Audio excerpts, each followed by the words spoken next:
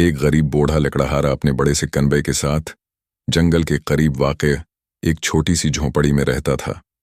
उसके बेटे और बेटियां बहुत कम उम्र थे। उसकी बीवी खाना पकाने, सफाई सुथराई, कपड़े धोने और बच्चों की देखभाल में मसरूफ रहती थी। बूढ़ा जंगल में जाकर लकड़ियां काट कर लाता था और उसे एक गुठरी में बांधकर अपने गुधे पर लादता और करीबी गांव के बाजार में जाकर बेच देता और इस तरह कनबे का गुजारा होता था। एक दिन जब बूढ़ा अपने काम में मसरूफ था तो उसे एक गुर्जदार दहाड़ सुनाई दी। उसने अपना कल्हाड़ा नीचे रखा और खामोशी से सुनने लगा। चांक एक बड़ा सा शेर झाड़ियों में से बाहर आ निकला। शेर ने बूढ़े से कहा कि मुझसे मत डरो, मैं तुम्हें नुकसान नहीं पहुंचाऊंगा। तुम बहुत मेहनत से काम करते हो। तुम बैठकर थोड़ी देर आराम करो, तुम्हारा काम मैं कर दूंगा। बूढ़ा हैरान था।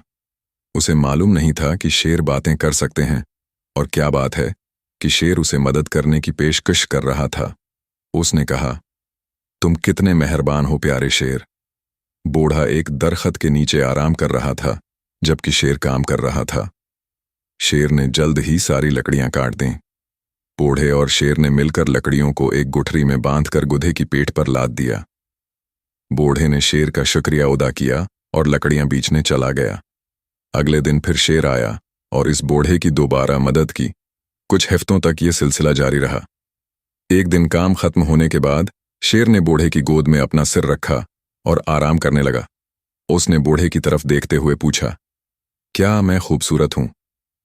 हाँ, वाकई तुम बहुत खूबसूरत हो, बूढ़े ने जवाब दिया। क्या मैं ताकतवर हूं? शेर ने पूछा। हाँ, यकीना बेशक बहुत ताकतवर हो, बूढ़े ने जवाब दिया। क्या मैं जवान और तवानाई से भरा हुआ हूं? शेर ने पूछा। हाँ हाँ, बिल्कुल ऐसा ही है, बूढ़े ने जवाब दिया।